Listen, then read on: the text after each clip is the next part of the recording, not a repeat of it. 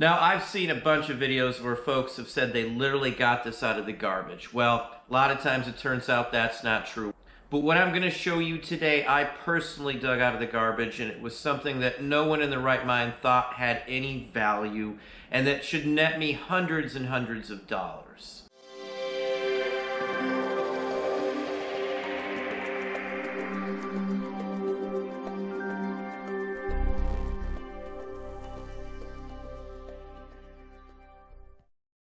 Hey, it's Don. Today I wanted to talk about a major historical find that I literally, not figuratively, but literally pulled out of the garbage personally myself. Now, I was at the post office and I ran into another reseller who I've talked to a few times before. There's a few other local resellers around here.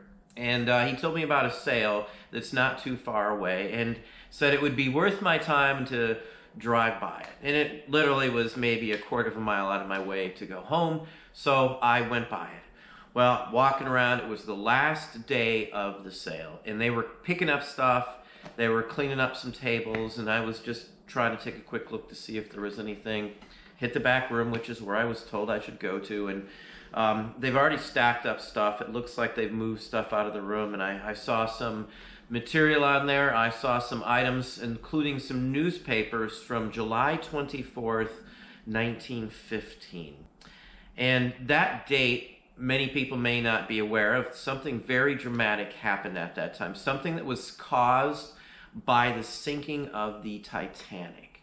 The Titanic itself, the main HMS Titanic, caused another ship to sink, and that other ship, the SS Eastland, actually had more people die on it than the Titanic itself. Now, this treasure that I pulled out of the garbage, which we are going to show you, were a whole mess of newspapers from the day it happened, from Chicago, from the city where it actually happened. Now, this is as good, if not better, than, say, finding a stack of Titanic newspapers from the day it sank.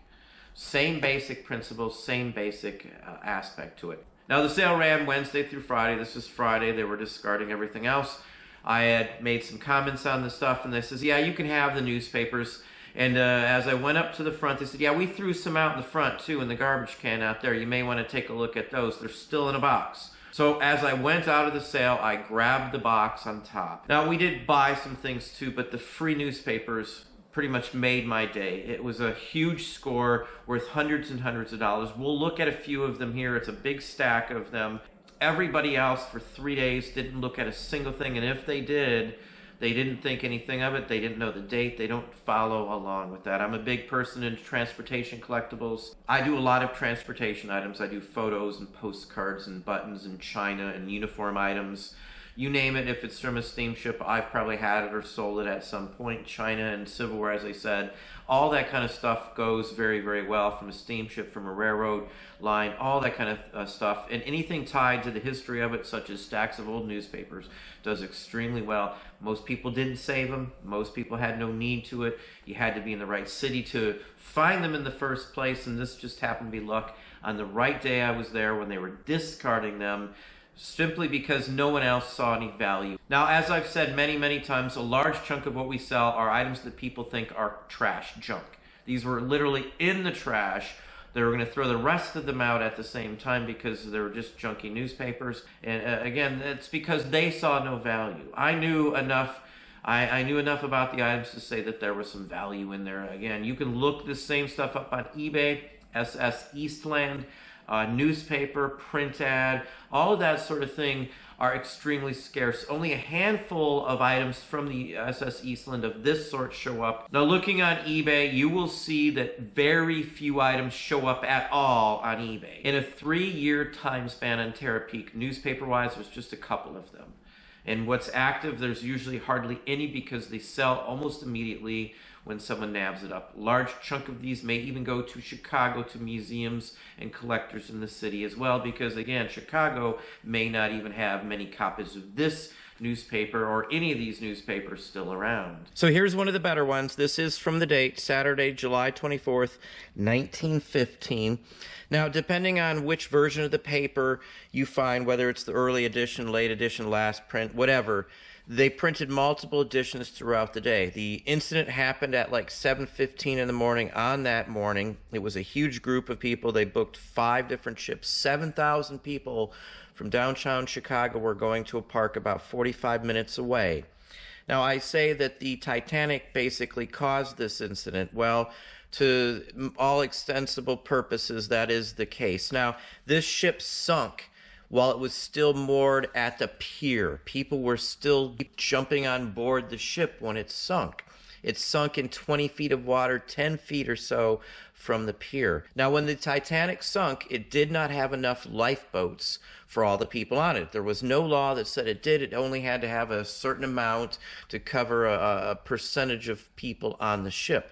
Now, since the Titanic sunk in 1912, they actually went ahead and changed the laws. And since the sinking of the Titanic, one of the laws was that you had to have enough life jackets for everybody on board, every single person, and in the past they didn't have any.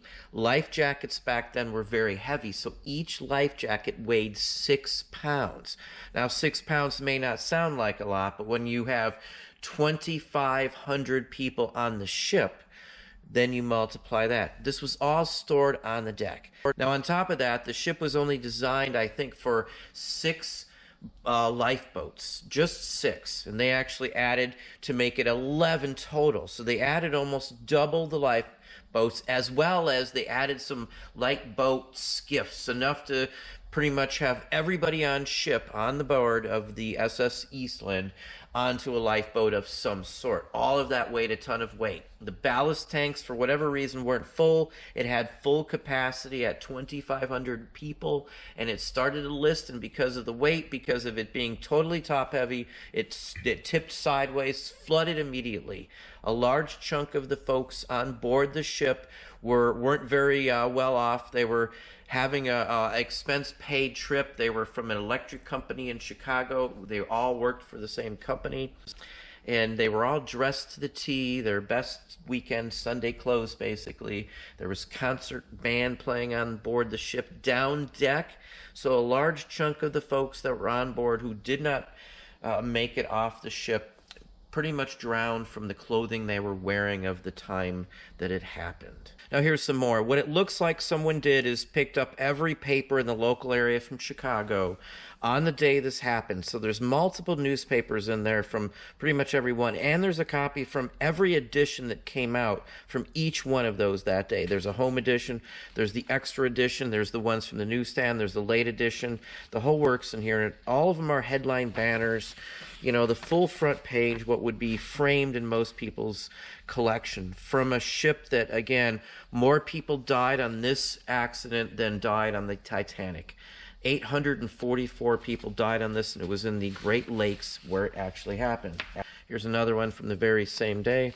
This is a backstory page. The Eastland disaster described by photographs. And there's a bunch of photographs. There's photographs of survivors. It goes into detail on the whole event. It's just a traumatically awful experience for those obviously involved.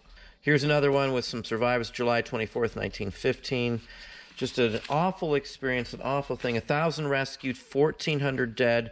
This is still the next day. They still haven't picked everybody out to figure out what's going on. So you can see the headlines. This is a special Eastland extra, so they published one just for the incident itself, just to cover what was going on. I'm not going to show all the details on these, but it goes on and on and on. I've got dozens and dozens and dozens of newspapers of various dates, many from the date of the incident. Some of the neater ones are ones that actually are from before it, because they actually collected stuff before it. Now, I cut these off some damaged pages and sections just to give you an idea here. Now, these are print ads, and this one here advertises a trip the same month, the same year. This is July 3rd. 21 days before it would actually roll over and sink. So this is fairly interesting. A print ad in this condition like this, these are like 40 or 50 bucks. Each one of the newspapers should easily get me 50 or 60 bucks. You know, even this little one here is easily a $25 item. It's something small. It doesn't look like much. Postcards even showed up in the collection inside that I did purchase from this very same assortment, which was really cool because it's interesting to find multiple items from the very same historical event or incident or ship in this case. You know, a lot of people just miss this stuff. The biggest key, as I've said many, many times, is to know more than your competitors, know more than the folks that you're dealing with, because you will always be able to come out ahead and get the good stuff and leave the junk behind. So excellent free pickup here from, again, a stack of basically junk. Well, there we have it. Hopefully that gave you some ideas, some thoughts. If you enjoyed this video, please hit that like button down below. You can also hit the bell icon to be notified if I post new content or go live. Subscribe and tell all your friends.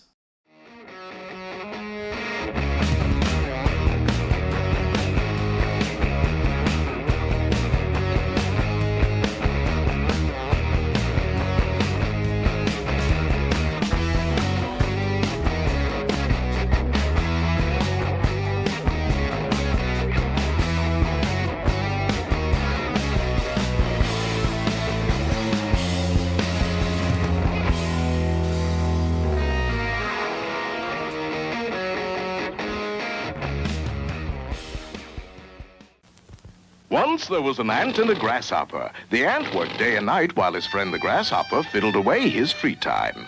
Then when the ant left on his winter vacation, was the grasshopper left in the cold? 'Cause the grasshopper was on the payroll savings plan. And by now, all those U.S. savings bonds added up to a big surprise to the ant and a big winter vacation for the grasshopper. Moral, buy U.S. savings bonds and you don't need a rich ant.